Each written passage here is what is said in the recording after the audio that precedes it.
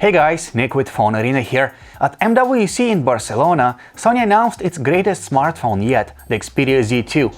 On the outside it looks almost like a Z1, but on the inside you'll find improved hardware and the screen is much better too.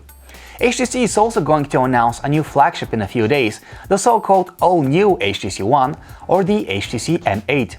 Quite a lot about it is already known since the new HTC One got leaked numerous times over the past few weeks.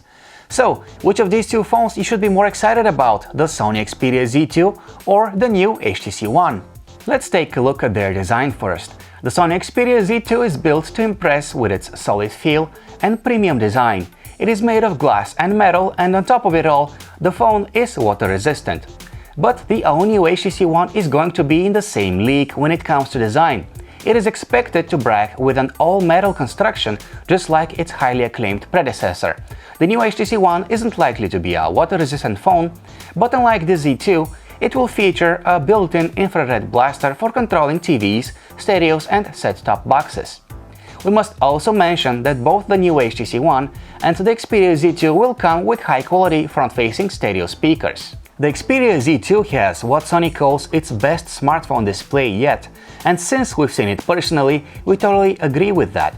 The phone has a 5.2-inch IPS LCD display with a resolution of 1080 by 1920 pixels. Even though the new HTC One will be about as large as the Sony Xperia Z2, it will use a slightly smaller 5-inch 1080 by 1920 pixel display. A difference of 0.2 inches is not that big of a deal, of course, but it still counts as an advantage for Sony's flagship. Size aside, last year's HTC One had a great LCD display, and we're assuming that the screen on the new HTC flagship will be no less good looking. Sony is launching the Xperia Z2 with Android 4.4 KitKat, and on top of it is layered a custom interface which doesn't feel radically different from stock Android. All menus and native applications have been tweaked to some extent, and the result is a very smooth, very consistent Android UI. HTC's custom Android interface deviates further from the stock Android experience. On the new HTC One, we expect seeing Blink Feed, which is HTC's news and social network feed aggregator, and the feature is probably going to be upgraded and easier to manage.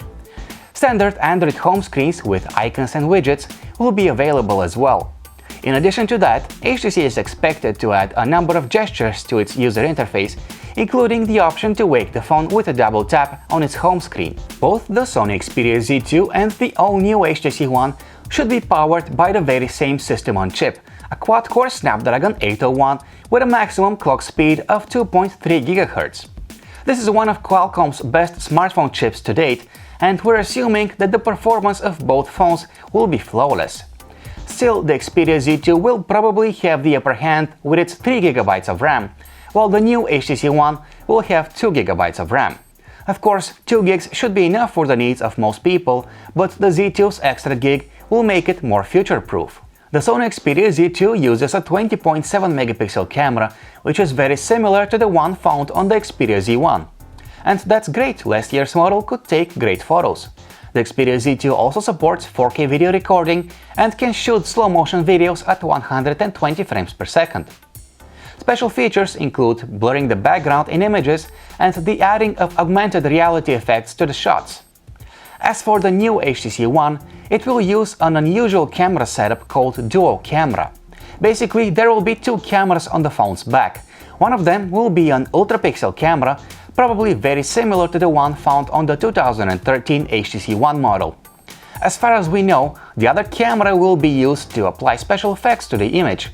Users will be allowed to shift the focus of the photo after it has been taken and to create a shallow depth of field effect by blurring out the background.